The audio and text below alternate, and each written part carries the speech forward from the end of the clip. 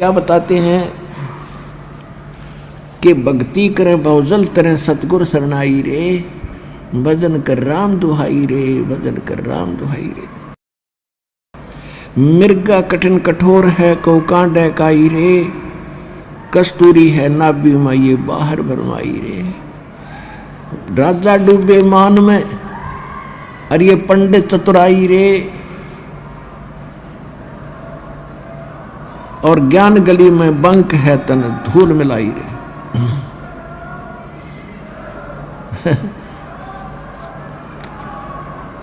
ये भूत आ गया रे, गलती से आ जाएगा एक आधा नालायक ढीठ होता है ये भूत।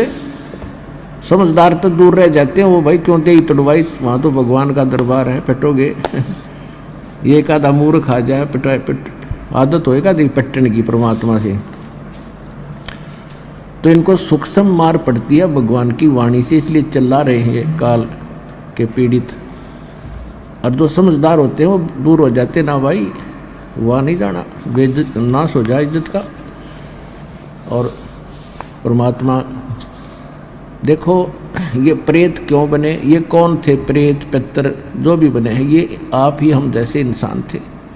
इनको ज्ञान मिला नहीं, इन मूर्खों के चक्कर में आगे नकली गुरु संतों के, अब इनका जीवन नाश हो गया।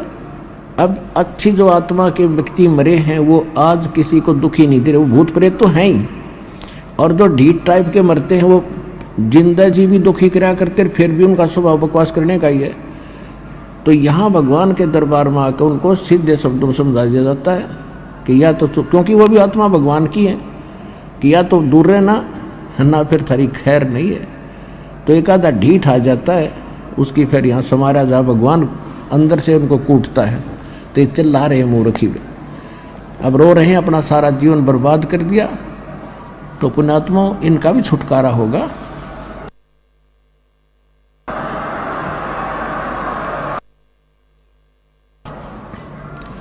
अब इनका भी उद्धार होगा, क्योंकि भगवान की वाणी तो सब पे असर करेगी। उसके बच्चे सारे हैं, जीव जंतु, चिट्टी, हाथी, पशु पक्षी, भूत प्रेत, पितर देवता, ब्रह्मा विष्णु महेश, ये सारे उसी कबीर भगवान के बच्चे हैं। और उनका उद्देश्य सभी का उद्धार करना है। और जो सच्चे दरबार में आकर फिर भी बकवास करें, जैसे कोई चोरी करता है या कोई इस तरह के भूत प्रेत बकवास करता,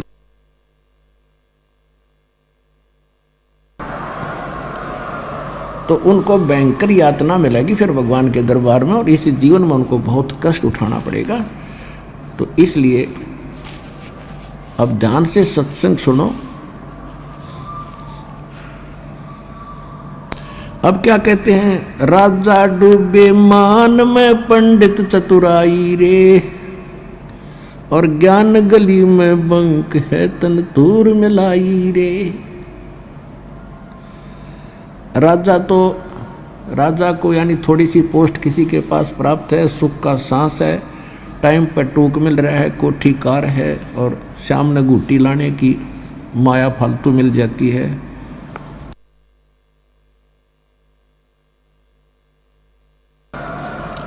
तो उनको तो अभिमान घना हो गया, वो तो मालिक के निकट इसलिए नहीं आते।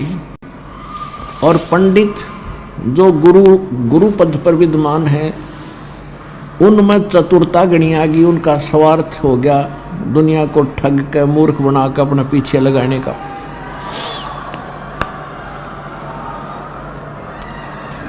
राजा डूबे मान में पंडित चतुराई रे, ये ज्ञान गली में बंक है तन धूर मिलाई रे।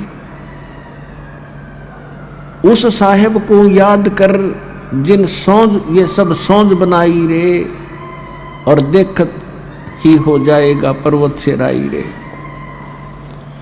कहते उस परमात्मा को याद कर, तत् ब्रह्म को।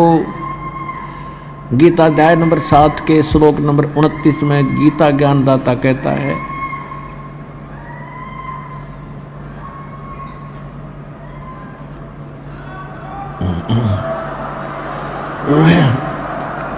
गीता ज्ञानदाता कहता है कि तत्व ज्ञान के प्राप्ति के उपरांत, तत्वदर्शी संत की प्राप्ति के उपरांत उनको ये ज्ञान हो जाता है कि उस परमात्मा की भक्ति करनी चाहिए।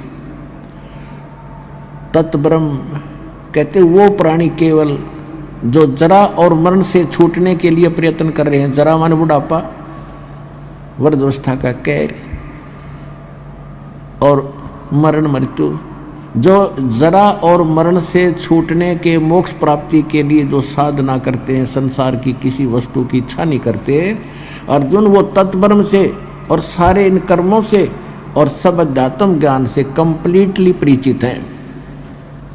तो अर्जुन ने 8वें अध्याय के प्रथम मंत्र में पूछा, भगवान फिर किम तत्ब्रह्म, वो तत्ब्रह्म क्या है, वह परमात्मा कौन है। 8वें अध्याय के 3रे श्लोक में गीता ज्ञानदाता ने कहा कि वो परम अक्षर ब्रह्म है। तो यहाँ गरीबदास जी वही ज्ञान बता रहे, क्योंकि ये सूक्ष्म वेद है, तत्व ज्ञान है, कंप्लीट इन ऑल रेस्पेक्ट है।